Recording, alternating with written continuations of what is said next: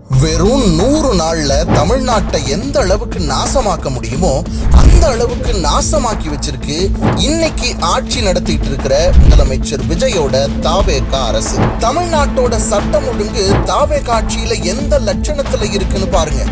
ஆட்டோல போய்கிட்டு இருந்த ஒரு பொண்ணை ஒரு மர்ம கும்பல் வெட்டி கொல்றாங்க. கல்லூரியில கஞ்சா விற்கிறதா புகார் கொடுத்த ஒரு மாணவனை 20 பேர் அடிச்சே கொல்றாங்க. விசாரணைன்ற பேர்ல 6 பேர் லாக்அப் டெத். இப்படி தினம் தினம் கொலை கொள்ளை பாலியல் வன்கொடுமைன்னு தமிழ்நாட்டோட சட்டம் ஒழுங்கு சந்தி சிரிக்குது. பெண்களுக்கு பாதுகாப்பு இல்லைன்னு வீரவசனம் பேசின முதலமைச்சர் விஜய் ஆட்சியில 6 வயது சிறுமி முதல் 60 வயது அம்மா வரைக்கும் யாருக்கும் பாதுகாப்பு இல்லாத சூழல் தான் இருக்கு. சமீபத்துல கூட கிருஷ்ணகிரி மாவட்டத்துல 8 வயது சிறுமிக்கு பாலியல் தொந்தரவு கொடுத்திருக்காங்க. அது மட்டுமா, அவரோட கட்சியோட ராணிப்பேட்டை மாவட்ட செயலாளர் மேலையும் ஸ்ரீவைகுண்டம் தாவேகா சட்டமன்ற உறுப்பினர் மேலையும் பாலியல் புகார் இருந்தும் கைது பண்ணாம இருக்கிறத பத்தி முதலமைச்சர் விஜய் ஒரு வார்த்தை கூட பேசல.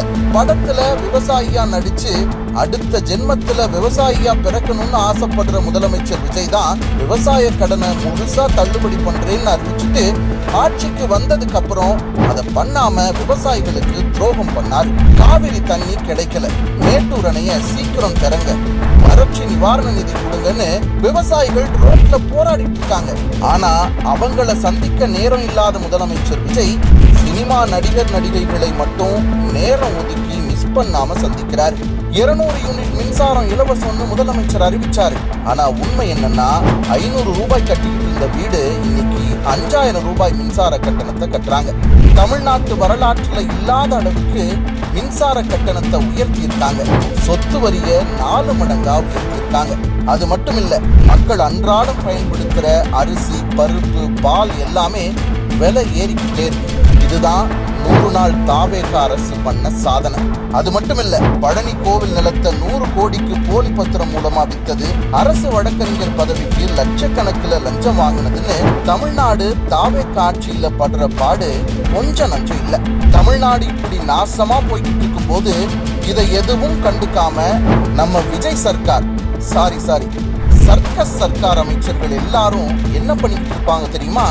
பிஸியா ரீல்ஸ் எடுத்துட்டு இருப்பாங்க. தப்பா தமிழ் பேசுறீங்க திருத்திக்கோங்கன்னு சொன்னா நான் ஏன் பண்ணணும்னு கேட்கிற உருட்டுக்கட்டை அமைச்சர், வாட்ஸ்அப் மெசேஜ் படிச்சுட்டு அதிமேதாவி மாதிரி பேசுற நிழல் முதலமைச்சர், ஆயிரக்கணக்கான மக்கள் இருக்க ஸ்டேடியம்ல ஏடிஎம் கார்டுல பவுடரை ஒதுக்குற கொக்கைன் அமைச்சர், டாக்டருக்கு படிக்காம எல்லாரும் பிளம்பர் கார்பெண்டர் ஆகணும்னு சொல்ற RSS அமைச்சர், ஸ்கூல் பசங்களுக்கு இங்கிலீஷ் தெரியாதுன்னு அவமானப்படுத்துற ரீல்ஸ் அமைச்சர். இவ்வளவு பிரச்சனை நடந்தாலும் எதுக்கும் வாய் திறக்காம இருக்கிற பொம்மை முதலமைச்சர்னு எல்லாரும் சேர்ந்து தமிழ்நாட்டை ஒரு சர்க்கஸ் கூடாரமா ஆக்கி வச்சிருக்காங்க. மொத்தத்துல மாற்றம்னு சொல்லி ஆட்சிக்கு வந்த தாவேகா அரசால மக்களுக்கு மிஞ்சினது வெறும் ஏமாற்றம் தான். சிஎம் சார், இப்படியே போனா தமிழ்நாடு நாசமாகும் சிஎம் சார்.